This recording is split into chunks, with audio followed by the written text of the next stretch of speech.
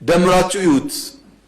በድጎማ በገቢ ጭማሮ በግብይት ሰንሰለት ዘመንን ጨምሮ መብራት፣ ነዳጅ፣ ውሃ ባለው ዋጋ አጠቃላይ የተሰራው ስራ ተሰናስሎ ኢትዮጵያ ለመጀመሪያ ጊዜ ስንት ዓመት አልቻልንም ስላችሁ ከርሜ ዘንድሮ 9.7% ወይም ሲንግል ዲጂት ገብቷል ኢንፍሌሽን። ይሄ ትልቅ አቺቭመንት ነው፣ ትልቅ ድል ነው። ማንቋሸሽ ሳይሆን የቀረው መጨመር ነው ያለብን፣ በብዙ ልፋት በብዙ ስራ የመጣ ውጤት ስለሆነ። አንዳንዶች አፍሪካ ላይ ከ10 በታች ኢንፍሌሽን አክሰፕተብል ነው፣ ያ ከሌለ ኢንቨስትመንት አይመጣም፣ እድገት አይኖርም ይላሉ።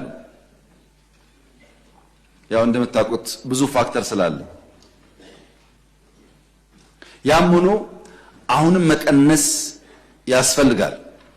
ያለ ማድረግ በዋና ዋና ኤሪያስ ላይ ዜጎቻችን የሚሰቃዩባቸው ኤሪያዎች ላይ ለይተን በረጅም ጊዜ እየሰራ እንገኛለን። አንደኛ ምግብ ማምረት፣ ምግብ በበቂ ማሰራጨት። አዲስ አበባ ውስጥ አሁን ከኮሪደር ጋር ተያይዞ የሚገነቡ ፉድ ኮርቶች በመቶ ይቆጠራሉ። ይሁነን ብለን ምግብ ላይ እየሰራን ያለ ነው።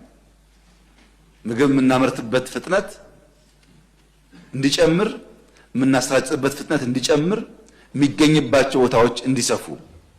ሁለተኛና ክሪቲካል ጉዳይ ቤት። ሰው የሚሰቃየው ቤት ክራይ ነው። ቤት በተወሰነ ደረጃ አሻሽለን የክራይ ዋጋን ብናረጋጋ ብዙ ሰራተኞች፣ ብዙ ዜጎች ከችግር ሊገላገሉ ይችላሉ። ታስታውሳላችሁ፣ የጋዝ ፕሮጀክት ስናስጀምር በአዲስ አበባ ውስጥ በጋዝ የሚሰሩ ባሶች በመጠቀም ዋጋ እንቀንሳለን ብለን ነበር። ከፈለገ የተከበረው ምክር ቤት አቃቂ ሄዶ ቼክ ማድረግ ይችላል።